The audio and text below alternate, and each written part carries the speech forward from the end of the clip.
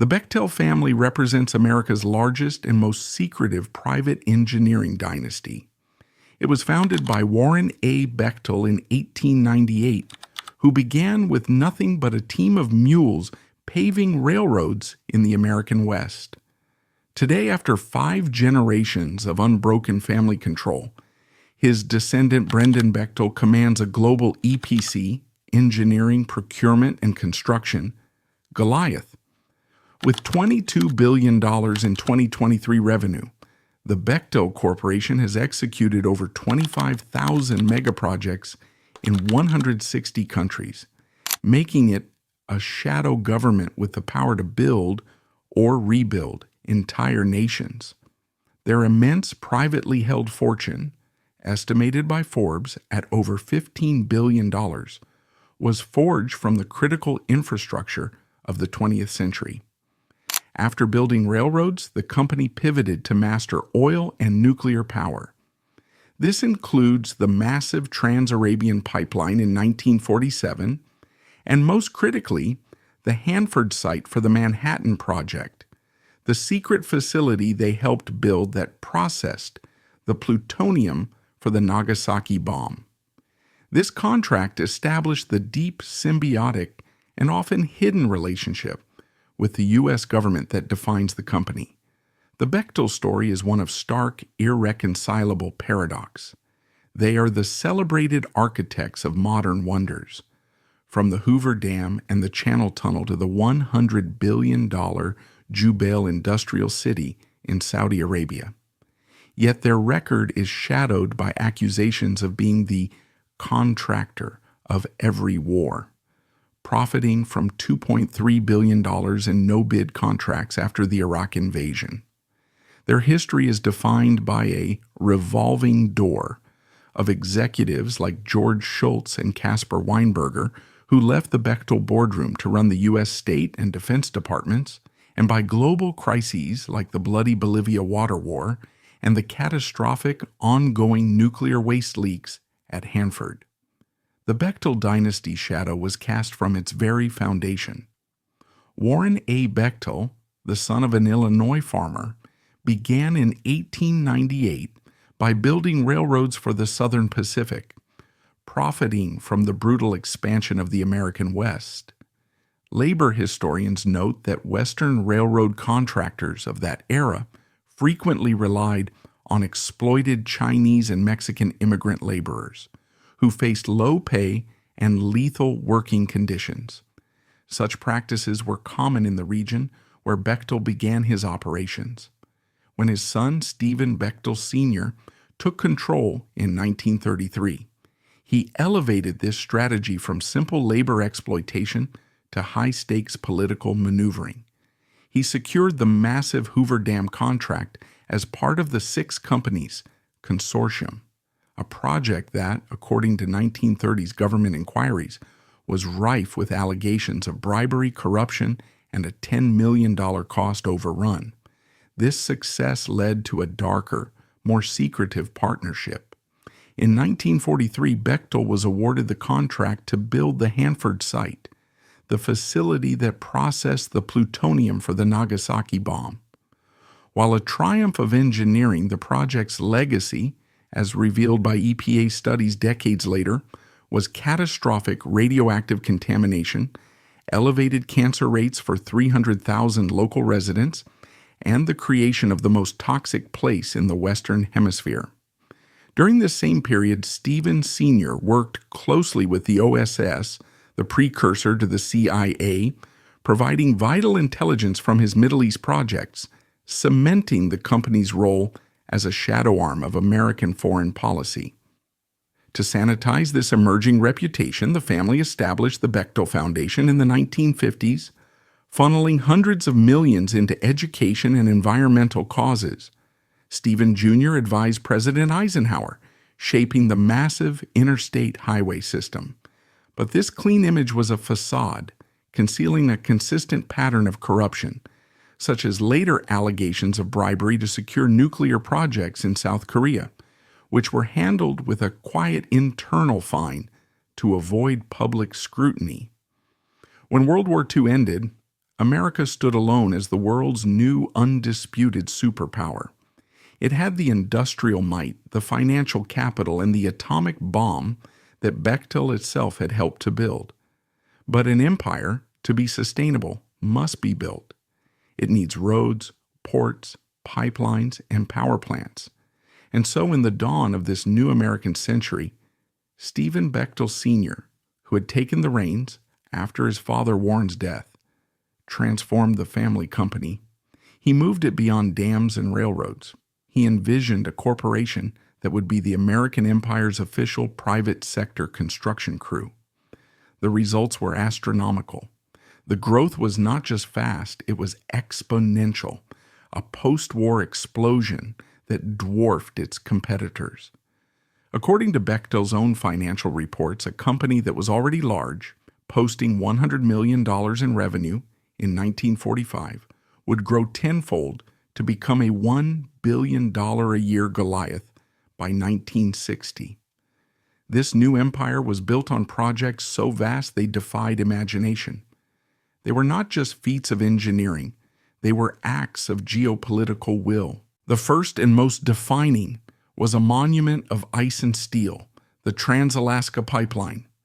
By the late 1960s, America was facing an energy crisis, and it desperately needed the vast oil reserves locked beneath the Arctic tundra of Alaska's North Slope. The problem was building an 800-mile-long pipeline across one of the most hostile environments on Earth. It was a project that had to cross 3 mountain ranges and hundreds of rivers, all while contending with permafrost that would turn a hot oil pipeline into a river of mud. It was deemed impossible by many, but for Bechtel, it was the perfect challenge. From 1968 to 1977, Bechtel, as the lead contractor in a consortium, managed this $8 billion Goliath. It was at the time the largest and most expensive private construction project in human history. When the oil finally flowed in 1977, the pipeline was delivering 2 million barrels of oil per day, a staggering 20% of America's entire domestic production. Bechtel had not just built a pipeline, it had secured America's energy independence, and in doing so, it had made itself indispensable to the U.S. government. But if Alaska proved Bechtel's mastery over nature, their next project would prove their mastery over society itself. In 1975, the Kingdom of Saudi Arabia, flush with unimaginable oil wealth from the recent energy crisis, had a vision. They didn't just want a new port or a new factory. They wanted an entire industrial city built from scratch on the empty, scorching sands of the Persian Gulf. They called Bechtel. The project was Jubail Industrial City. It is impossible to overstate the scale of this endeavor. It was not a construction project. It was nation building. Bechtel was hired to be the master planner and manager, to turn an empty patch of desert into what is today the largest industrial metropolis in the world. Over its lifetime, the project's cost has swelled past $100 billion. Bechtel designed and built the ports, the steel mills, the petrochemical plants, the refineries, the international airport, and the desalination plants. They built the hospitals, the schools, and the homes for a new population of 500,000 people. Jubail was the new model. Bechtel had proven it could do what no other company and few governments could do: build an entire functioning 21st century city. How did one company, a secretive family-owned firm, achieve such utter dominance? It wasn't just because they were good builders. It was because they had perfected a two-pronged strategy: ruthless business efficiency and unparalleled political access. The first tactic was vertical integration. Bechtel's competitors, like Fluor or KBR, often had to subcontract major parts of a project. Bechtel did not. As industry analyses from the 2000s note, Bechtel controlled everything. They did the initial economic feasibility studies. They did the architectural and engineering designs. They procured the steel, the concrete, and the turbines. And their own crews, under their own management, did the construction. This closed loop gave them a killer advantage, allowing them to cut costs by an estimated 15 to 20% compared to their rivals. They could underbid any competitor, secure in the knowledge that they would make their profit by controlling every single nut, bolt, and dollar. This model made them efficient, but it was the second tactic that made them truly powerful. It was a new, more subtle form of power, a shadowy nexus of business and politics that would come to be known as the revolving door. Stephen Bechtel Jr., who took the helm in 1960, understood that the real money wasn't in competing for contracts. It was in creating the contracts. It was in having friends in high places who shared your worldview, who believed that what was good for Bechtel was good for America, and what was good for America was good for the world. The company began to actively recruit from the highest echelons of government, and more importantly, to send its own executives into government. This strategy reached its absolute zenith in the 1980s with the election of Ronald Reagan. The Bechtel cabinet, as it came to be known, was a stunning display of this revolving door. The first key figure was Caspar Weinberger. Weinberger, who had served as Bechtel's vice president and general counsel, was appointed by Reagan in 1981 to be the Secretary of Defense. The man who had been Bechtel's top lawyer was now in charge of the largest military budget in history. But the real prize was George Shultz. Shultz was not just a Bechtel employee. He was the president of Bechtel Corporation from 1974 to 1982. He was the man who had overseen the massive, lucrative expansion in Saudi Arabia. In 1982, Ronald Reagan asked him to leave his multi-million-dollar post at Bechtel to become the Secretary of State. The man who had been Bechtel's CEO was now the chief diplomat of the United States, the architect of all American foreign policy. This was not a conflict of interest. It was the interest. The lines were not blurred. They were erased. The men making U.S. foreign policy in the Middle East and the men running the U.S. military were the same men who had just months before been running the largest construction firm in the Middle East. The effect of this Bechtel cabinet was immediate and profound. It wasn't a matter of Bechtel's executives making secret phone calls to their old friends in government. They were the government.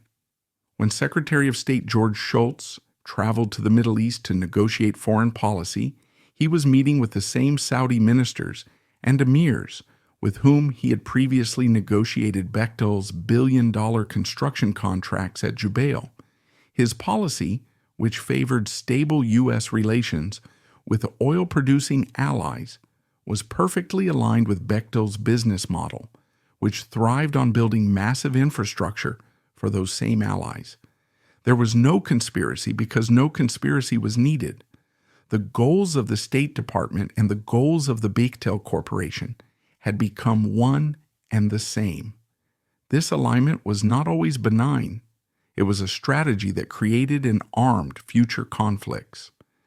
In 1988, as the Iran-Iraq War was nearing its end, Caspar Weinberger's Defense Department was actively supporting Saddam Hussein's Iraq as a bulwark against Iran.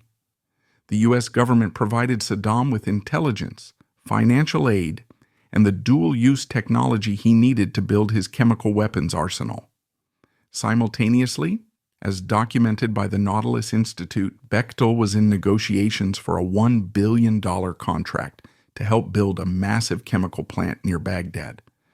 The political and military establishment, run by former Bechtel men, was creating the very geopolitical conditions that their former company could profit from.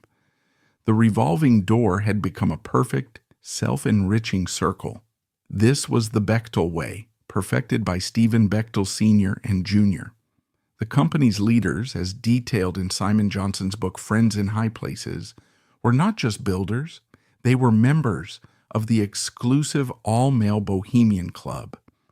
In this private forest retreat, Stephen Bechtel Sr. had mingled with presidents, CIA directors, and the CEOs of America's largest corporations.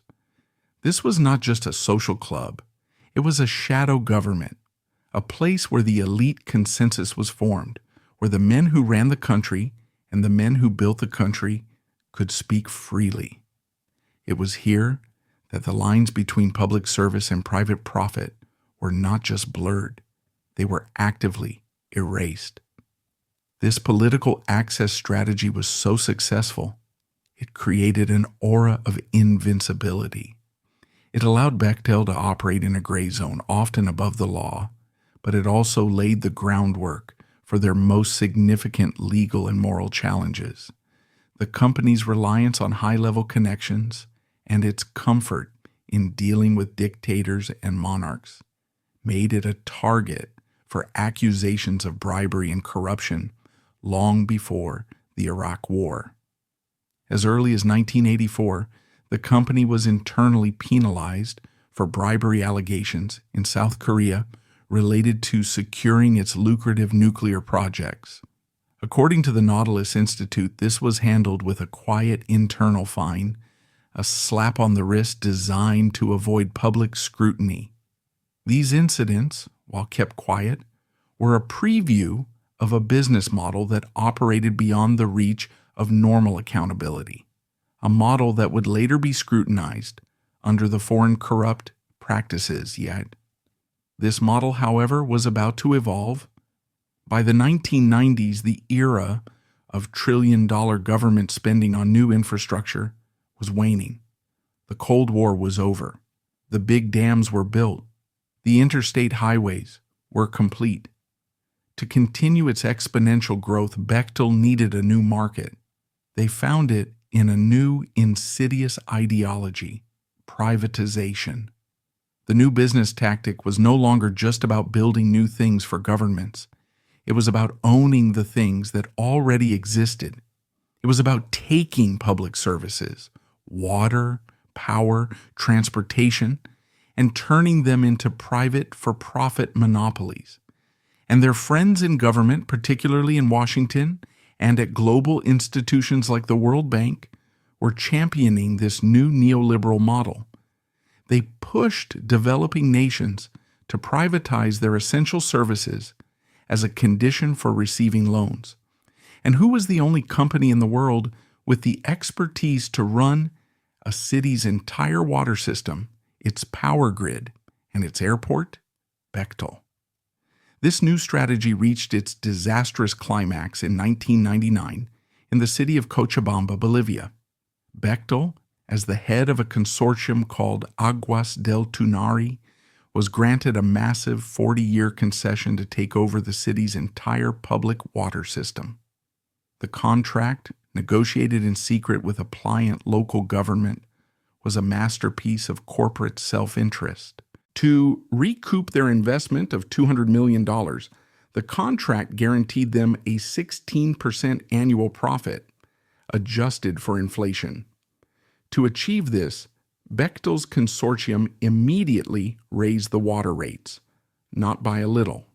According to reports from the World Bank and citizen groups, the price of water for the poorest residents of Cochabamba exploded, in some cases by over 200%. This was not a luxury item. This was water. Families earning less than $100 a month were suddenly handed water bills for $20. It was a choice between eating and drinking. The company's business tactic, which looked so clean on a balance sheet, had become an act of extortion. This decision would light a fire that would engulf the entire nation. The rise of Bechtel was now complete. It had evolved from a simple construction firm into a three-headed giant. The first head was a peerless engineering force capable of building wonders like the Channel Tunnel, which it began work on in 1986. The second head was a political shadow state with a revolving door that fused its interests with those of the American government. And the third, new head was that of a private monopolist, one that had found a new way to profit not by building, but by simply owning the most basic elements of human survival. This was the company that, in 2003, would be seen as the only logical choice to rebuild Iraq. It was a company that had perfected every tactic of power, from vertical integration to political integration, from building empires to owning the water people drink. While the disastrous privatization experiment in Bolivia was unfolding, Bechtel was simultaneously putting the finishing touches on a project that cemented its reputation as the master of the impossible. This was the Channel Tunnel. For centuries, it had been the dream of engineers, a tunnel beneath the English Channel, physically connecting Great Britain to mainland Europe. It was a project fraught with political, financial, and geological peril. In 1986, Bechtel was brought on as a key management contractor for the $15 billion, or $21 billion in adjusted figures, mega project. This was not a job for a normal company. It involved managing a consortium of international banks, two governments with a historically tense relationship, and the unprecedented engineering challenge of digging a 50-kilometer tunnel through a geologically complex bed of chalk marl, all while under the constant threat of water ingress from the sea above. Bechtel's role was essential. Their vertical integration model was put to the test, coordinating the design, procurement, and operation of the massive tunnel boring machines. When the project was completed in 1994, it was hailed as one of the 7 wonders of the modern world. Bechtel had once again done what no one else could. The Trans-Alaska Pipeline, the city of Jubail, and the Channel Tunnel formed a holy trinity of Bechtel's capabilities. They could conquer the Arctic, they could build a city from sand, and they could tunnel under the ocean. By the mid-1990s, their dominance was absolute.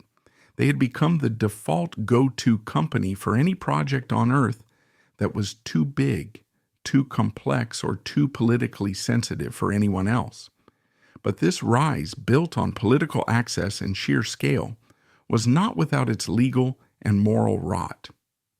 The Bechtel cabinet of Schultz and Weinberger had created an aura of invincibility, but it also fostered a corporate culture of entitlement, a belief that the company operated in a special, privileged zone above the laws that governed mere mortals. This culture was repeatedly exposed in a series of damaging, if often overlooked, legal scandals that defined their rise. The company's global expansion, which looked so impressive on paper, was often greased by tactics that were, at best, unethical and, at worst, criminal. The most glaring examples came from their dealings in securing high-stakes contracts. In the 1980s, as Bechtel was expanding its lucrative nuclear power plant construction business, South Korea was a key target. According to a 2003 report from the Nautilus Institute, Bechtel's pursuit of these contracts was tangled in a web of illicit payments. The company was accused of using its network to funnel bribes to officials in the government of Park Chung-hee to secure the projects. The scandal was a direct violation of the Foreign Corrupt Practices Act, FCPA, a 1977 law passed by the U.S. Congress precisely to stop American companies from bribing foreign officials. The FCPA was a direct threat to Bechtel's business model, which relied on personal relationships with the potentates and officials of client states. Bechtel's response to the allegations was a masterclass in its own brand of damage control. Rather than face a public trial, the company, according to reports, quietly settled the matter, paying an internal fine and handling the matter outside of public view. They had treated a federal anti-bribery law as a simple cost of doing business. This pattern was repeated elsewhere. In Egypt, as detailed by investigative reports, Bechtel was accused of using similar tactics to secure contracts related to the expansion of the Suez Canal in the 1990s. The allegations fit the familiar pattern, using its deep state connections to get in the door, and then using its financial muscle to lubricate the bureaucratic process. These incidents, while not as explosive as the later Iraq scandal, were critical. They set the legal precedent for how Bechtel would operate. The FCPA, a law designed to rein in companies like Bechtel, had instead taught them a valuable lesson. Don't get caught. It pushed their tactics further into the shadows, relying on a complex network of subsidiaries, local consultants, and the legal protection of their revolving door executives. This was the company by the turn of the 21st century. It was an engineering colossus, celebrated for its modern wonders. It was a political powerhouse with a shadow cabinet of former executives running American foreign policy. It was a newly minted monopolist pioneering the privatization of human necessities like water. And it was a legally battle-hardened corporation, one that had learned to navigate anti-corruption laws as just another engineering obstacle. This was the company that in 2003 would be seen by the Bush administration as the only logical, trusted, and patriotic choice to be handed the $680 million no-bid contract to rebuild Iraq. It was a company that had perfected every tactic of power, from vertical integration to political integration, from building empires to owning the water people drink. The stage was set for its greatest and most disastrous performance. The 2003 invasion of Iraq was not just a military operation. It was a business plan. Long before the first shock and awe bombs fell on Baghdad, a parallel campaign was being waged in the halls of power in Washington.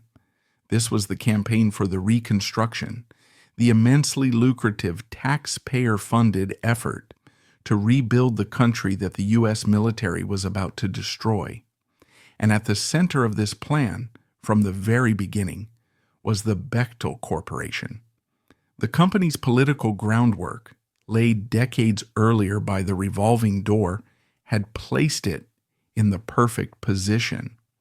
The intellectual authors of the war, the neoconservatives in the George W. Bush administration, were the ideological children of men like George Shultz and Caspar Weinberger. Stephen Bechtel Jr. himself was a member of the same exclusive, secretive circles, like the Bohemian Grove, as the president's father, George H.W. Bush.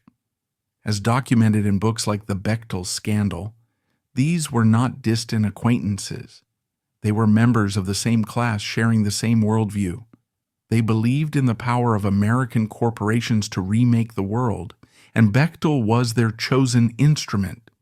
Bechtel wasn't just a contractor. It was the contractor. It was seen as an essential private sector arm of the American government, the only firm on earth with the scale, the expertise, and, most importantly, the political trust to be handed the keys to an entire nation's infrastructure. The process for a contract of this size was a masterpiece of corporate cronyism. In April 2003, just as Baghdad was falling, the U.S. Agency for International Development, USAID, announced the winner of the primary contract for rebuilding Iraq's infrastructure. It was Bechtel. The contract was awarded not through a competitive public bidding process, but through a no-bid or limited competition selection. The other bidders were given just days to prepare proposals for a multi-billion-dollar project, an impossible deadline. The outcome was preordained. The initial amount was $680 million. This was the first act of the financial tragedy. The U.S. government, in its haste to reward its chosen partner, had bypassed the very free market principles it claimed to be bringing to Iraq. The contract was a cost-plus agreement, the most notorious and wasteful type of government contract. This meant that Bechtel would be paid for all its costs, plus a guaranteed pre-negotiated profit margin. This structure created a perverse incentive. There was no reason to save money. There was no penalty for inefficiency. In fact, the more money Bechtel spent, the more profit it made. The $680 million was just the initial award. It was a down payment. Bechtel's mission was vast. It was tasked with rebuilding everything: the power grids, the water treatment plants, the sewage systems, the schools, the hospitals, and the port of Qasr. It was in effect a repeat of the Jubail project in Saudi Arabia, but with one critical difference. This time, they were building in a war zone with a blank check from the U.S. taxpayer. The first project was a massive PR stunt, the reopening of the port at Qasr. This was vital for bringing in humanitarian aid and military supplies. Bechtel was given the contract, and they quickly declared it a success, a symbol of liberation. But on the ground, reports surfaced immediately of gross overbilling and inefficiency. The project was a simple one, but it set the template for what was to come. As Bechtel's managers flooded the green zone in Baghdad, that initial $680 million contract began to swell. Within months, as Bechtel's teams assessed the damage, they found more and more things to fix. By 2007, that single no-bid contract had ballooned to an astonishing $2.3 billion. The results were a catastrophe of waste, fraud, and failure.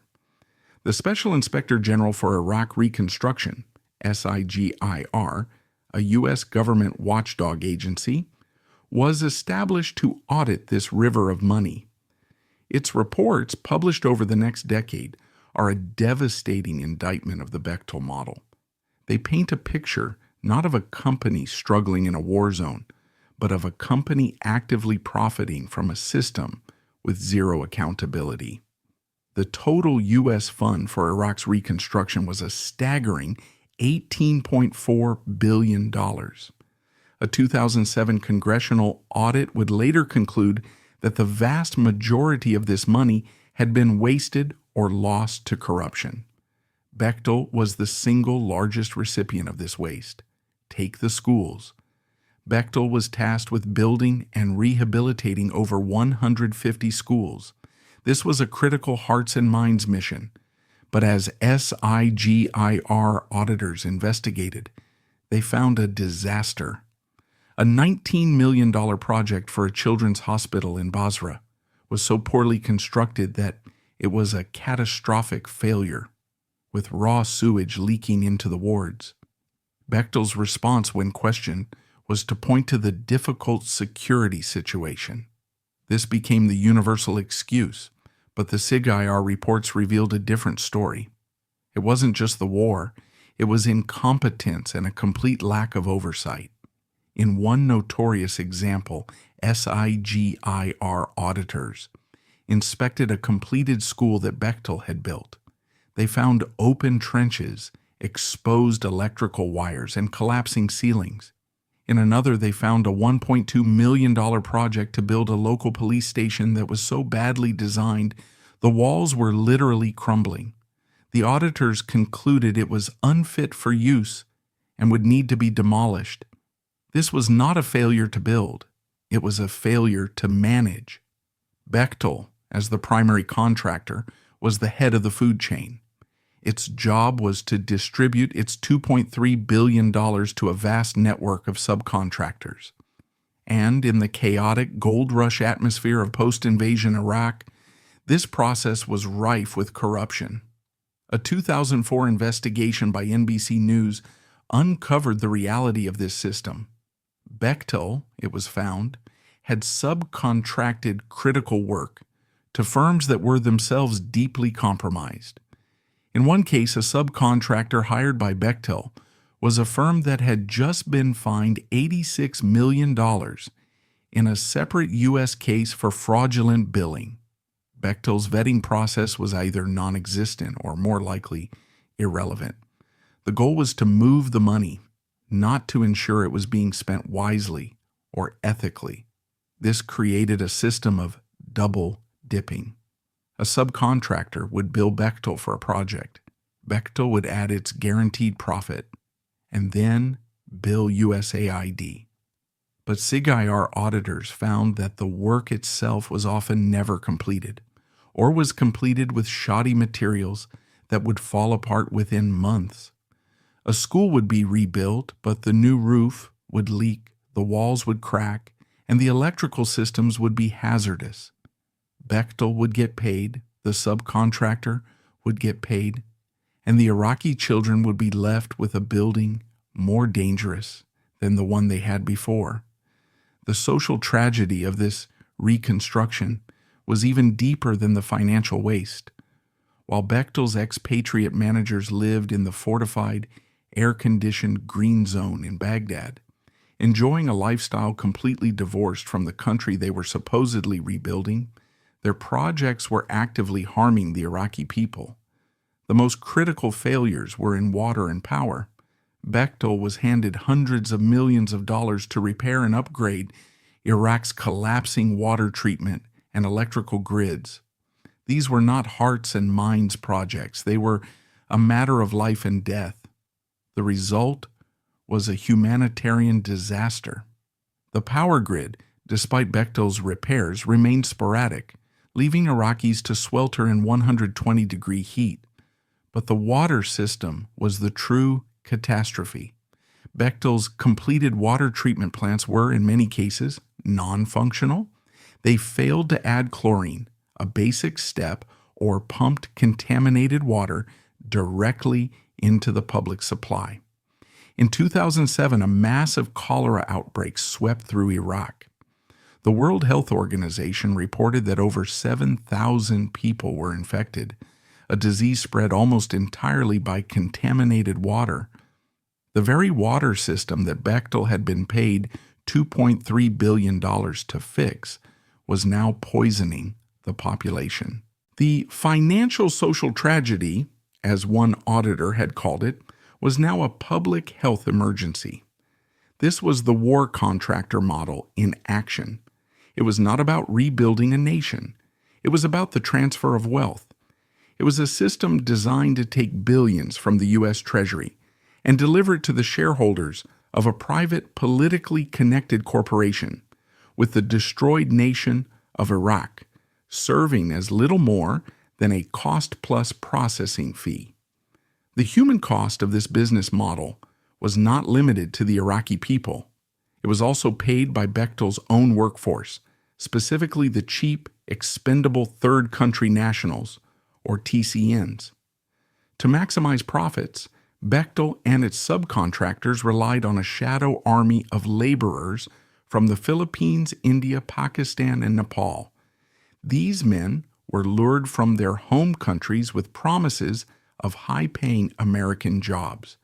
When they arrived in the war zone, they found a different reality. Labor rights groups and journalists began to document the horrific conditions. These TCNs were often housed in squalid, overcrowded camps, their passports seized by subcontractors to prevent them from leaving. They were, in effect, indentured servants, trapped in a war zone.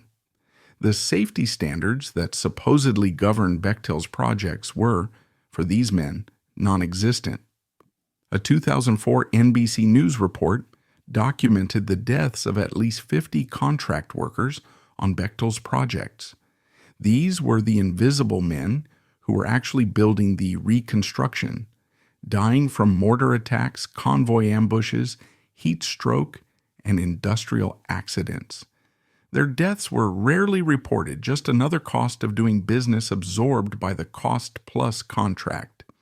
This was the Bechtel scandal that the Nautilus Institute had warned about. The company's political connections, its membership in elite circles, like the Bohemian Grove with the Bush family, had not just given it an opportunity, it had given it a license to fail upwards. The public relations response from Bechtel was a masterclass in corporate deflection.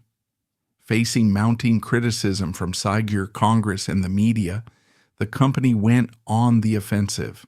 It published its own glossy reports from the field, filled with smiling Iraqi children and testimonials from local leaders. It claimed that the SIGIR audits were bureaucratic nitpicking that failed to grasp the Herculean effort of building in a war zone. When references to the $18.4 billion in total reconstruction funds that had vanished, a figure cited in a 2007 congressional audit, were dismissed, Bechtel argued that its 10% share of that waste was a remarkable success given the circumstances. They portrayed themselves not as profiteers, but as patriots, braving insurgent attacks to deliver water and power to the Iraqi people. But the reality on the ground was undeniable. By 2007, Bechtel's contract was coming to an end. The company, citing mission accomplished, announced it was pulling out. The Guardian reported the stark contrast. Bechtel claimed 95% of its work was done, while government auditors could only verify 72%, with much of that being unusable. Bechtel had successfully built a Potemkin village in Iraq. It had constructed a facade of reconstruction, just long enough to collect its $2.3 billion, leaving behind a nation with a collapsed power grid, a poisoned water system, and a generation of Iraqis who now equated American reconstruction with corruption and failure. This, then, was the price of the revolving door. The shadow architects had fulfilled their role. They had taken the political connections forged by George Shultz and Caspar Weinberger and monetized them. They had turned the military's destruction into the world's most profitable construction site. It was the ultimate cost-plus contract. The Iraqi people paid the price in blood and cholera, the American taxpayer paid the price in billions, and Bechtel simply got paid. While Bechtel was solidifying its reputation as the U.S. government's indispensable partner in war zones, a different story was unfolding back home. The company's operations in Iraq, while shielded by the chaos of conflict, were not an aberration. They were an echo. The culture of waste, mismanagement, and lethal negligence that defined the Iraq reconstruction was not born in the Green Zone.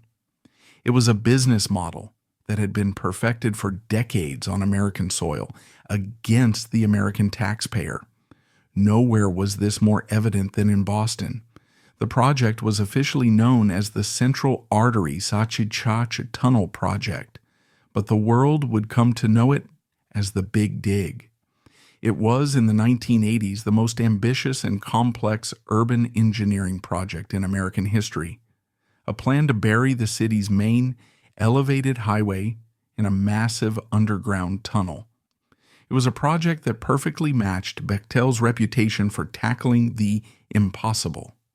And in 1984, a joint venture, Bechtel/Parsons-Brinckerhoff, was selected to be the lead manager of the entire sprawling endeavor. It became the single greatest financial boondoggle in the history of the United States. The Big Dig was a domestic echo of the Iraq reconstruction, a cost-plus contract on an unimaginable scale. But this time, the enemy was not an insurgency. It was Bechtel's own mismanagement.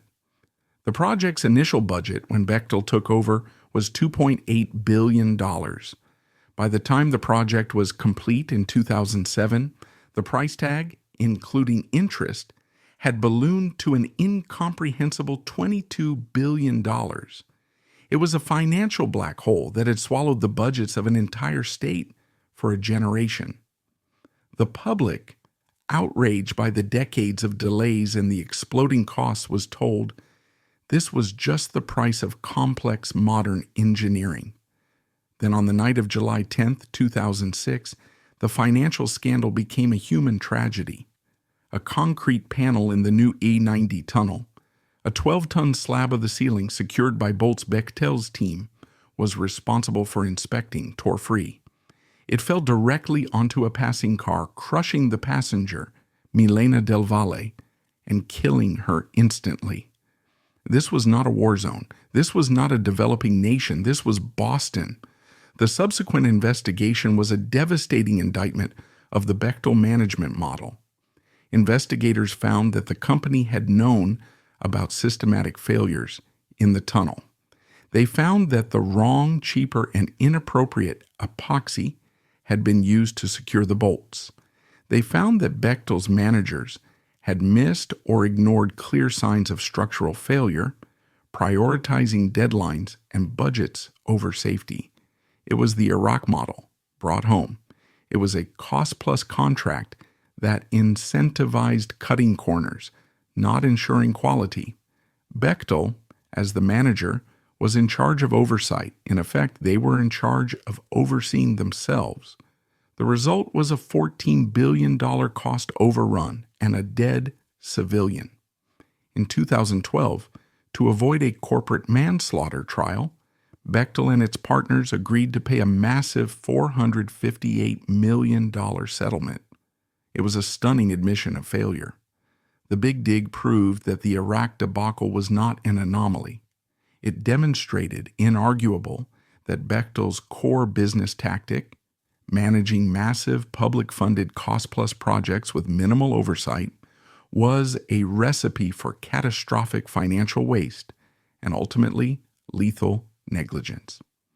But a tunnel collapse, while tragic, is a localized failure. For the true generational scale of Bechtel's malfeasance, one must travel to the high desert of Washington State to the Hanford site.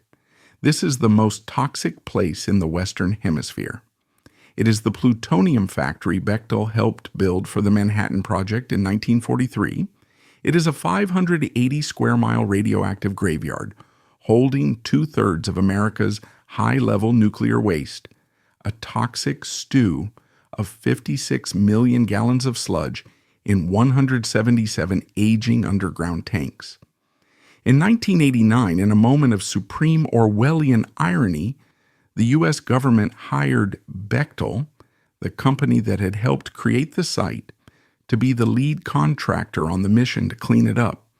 The project, with a budget that has swelled to over $40 billion, became Bechtel's new permanent cost-plus paradise. It was a contract that guaranteed profits, with no end in sight. Bechtel's job was to build a massive vitrification plant, a facility that would supposedly turn the liquid nuclear waste into solid, stable glass, a process known as vitrification. The Hanford cleanup, under Bechtel's management, has been a failure on a scale that dwarfs even the Big Dig. It is decades behind schedule, and its cost has more than quadrupled, with no end in sight.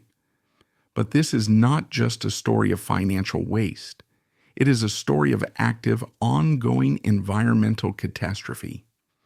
In 2013, the U.S. Department of Energy, the agency paying Bechtel, delivered a bombshell report. A new tank, one Bechtel was responsible for, was leaking. An estimated 1 million gallons of high-level radioactive waste, a slurry of plutonium, cesium, and strontium, was seeping from the tank's inner shell. This was not a historical leak from the 1940s. This was a new, modern failure, happening under Bechtel's management. It was a direct result of the same corporate culture that had defined the Big Dig, a cost-plus system that incentivized cutting corners, ignoring safety protocols, and silencing whistleblowers. Whistleblowers at the site, who were later vindicated, had warned for years that Bechtel was using substandard materials and flawed designs for the new vitrification plant. They described a management culture that treated safety concerns as an obstacle to profit.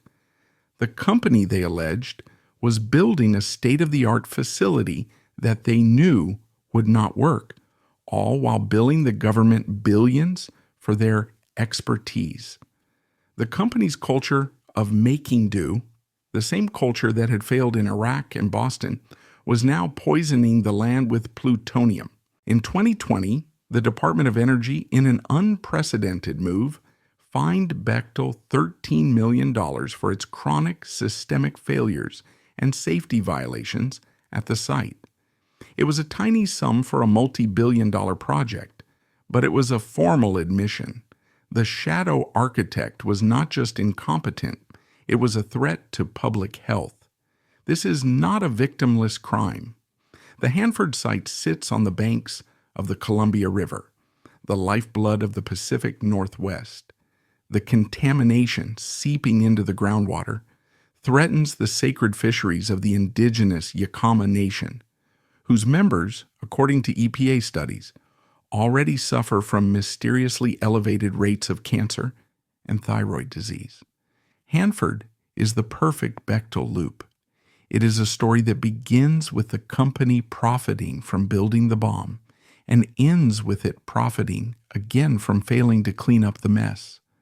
The scandals at the Big Dig in Hanford were slow-burn tragedies, complex tales of financial waste and invisible toxins.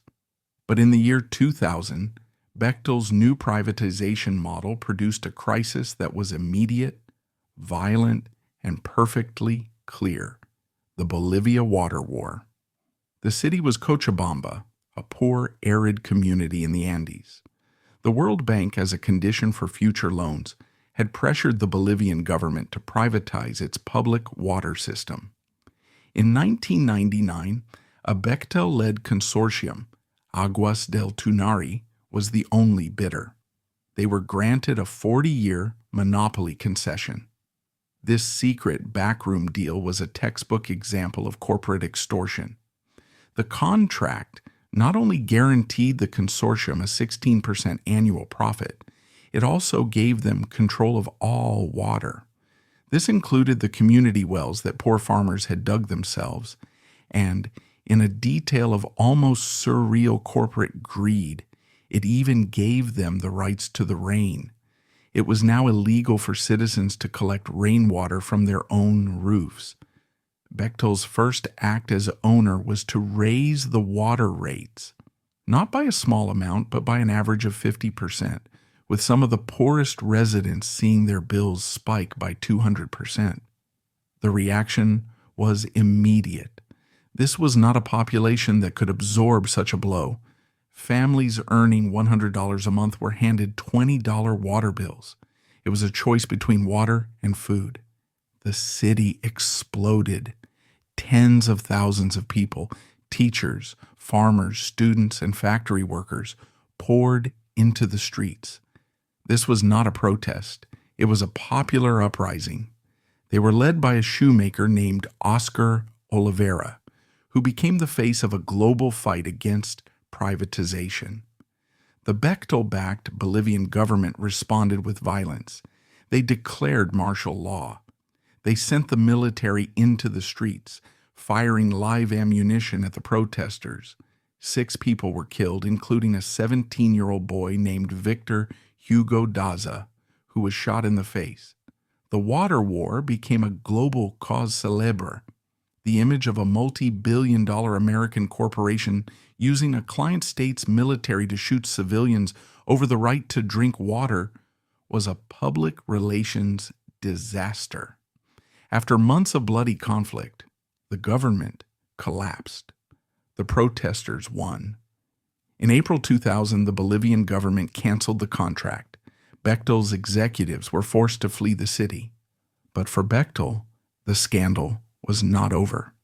Their investment had failed, so they turned to their legal playbook.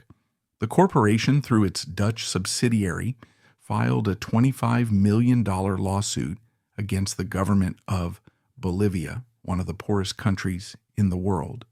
In a secret, corporate-friendly tribunal housed at the World Bank, the ICSID, they were suing the public for the lost profits they had expected to make. It was the final arrogant act. The lawsuit dragged on for 6 years, a symbol of corporate impunity. It was only in 2006, after a global campaign of shaming, that Bechtel finally agreed to drop the suit. accepting a token, symbolic payment of 30 cents. The Bolivia water war, the Big Dig, and the Hanford leaks were not isolated incidents. They were the same story told in different languages. They were the direct result of a business model that prioritized guaranteed cost-plus profits and legal insulation above all else, above public safety, above environmental health, and above the basic human right to life. For a family that has physically remade the planet, the greatest Bechtel engineering project may be its own invisibility. Unlike the flamboyant public dynasties of American life, the Rockefellers, the Kennedys, or the Murdochs, the Bechtels do not produce public-facing scandals. There are no tabloid affairs, no drug-addicted heirs fighting over the inheritance, no messy public divorces. Their personal lives are a black box, a void. The family is and has always been pathologically discreet. The personal tragedies that mark the Bechtel line, therefore, are not domestic. They are corporate. They happen in the service of the company, and they are managed with the same cold, unsentimental efficiency as a construction project. Take the founder, Warren A. Bechtel. He didn't die of old age in a warm bed, surrounded by family. He died fittingly in the middle of a deal. In 1933, at the age of 60, he was in Moscow. He was deep in negotiations with the new Soviet government, attempting to secure massive contracts to build the infrastructure of a communist state. He died suddenly of a heart attack in his hotel room, an empire builder expiring at the very frontier of his ambition. His son, Stephen Bechtel Sr., had to fly to Russia to retrieve his body. The lesson was clear. The business was the life. Stephen Sr. learned this lesson well. He was the true shadow.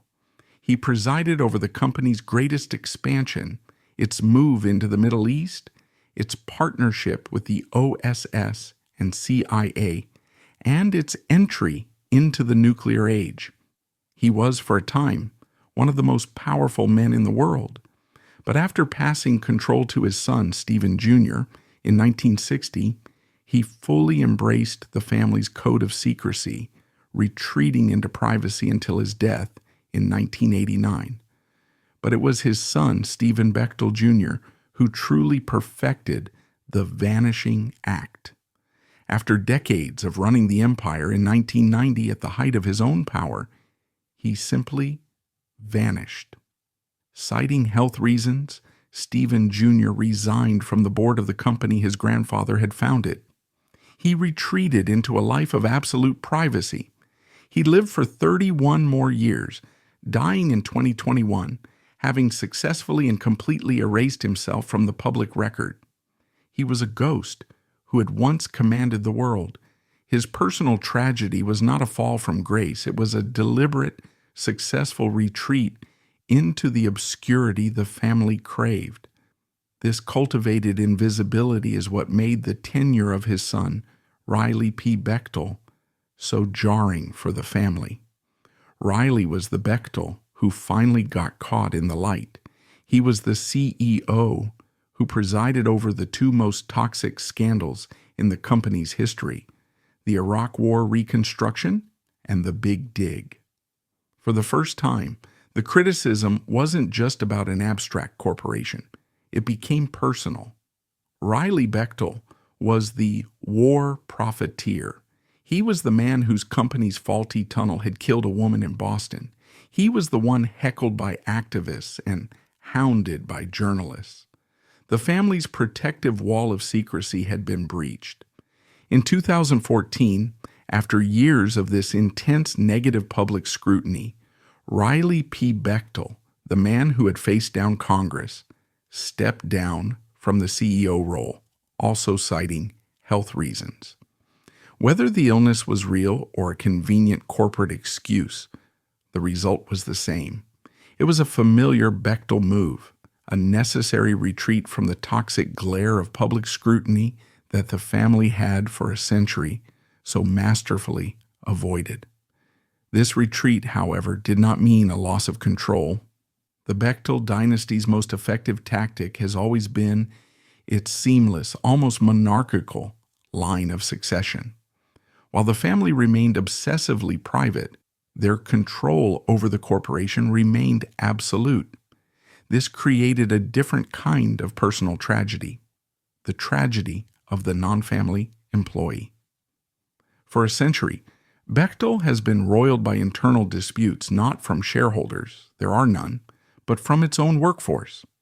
During the boom and bust cycles of the engineering world, Bechtel's model was to hire tens of thousands of workers for massive projects and then, when the projects were complete or a recession hit, to fire them en masse.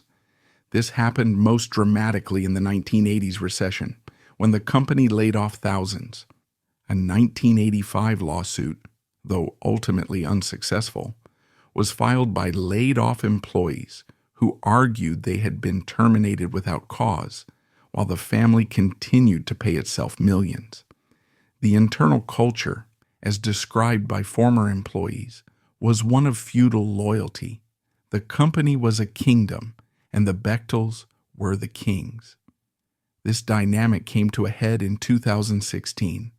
When Riley Bechtel stepped down, the CEO position did not go to a seasoned, non-family executive who had worked their way up for decades. It went to his son, Brendan Bechtel.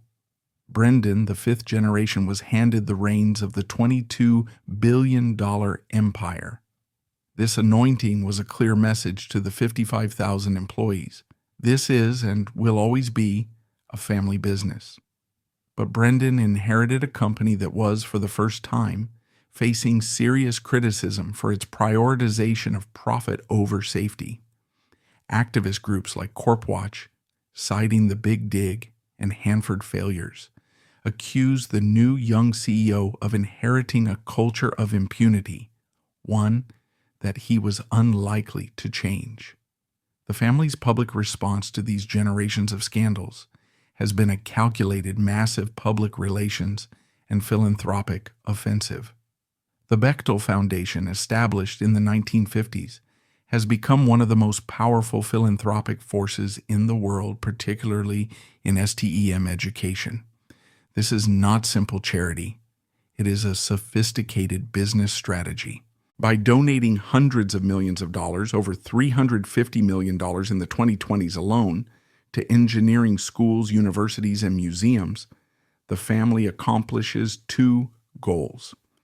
First, it sanitizes the Bechtel name, associating it not with war, profiteering, or nuclear leaks, but with innovation, science, and a brighter future.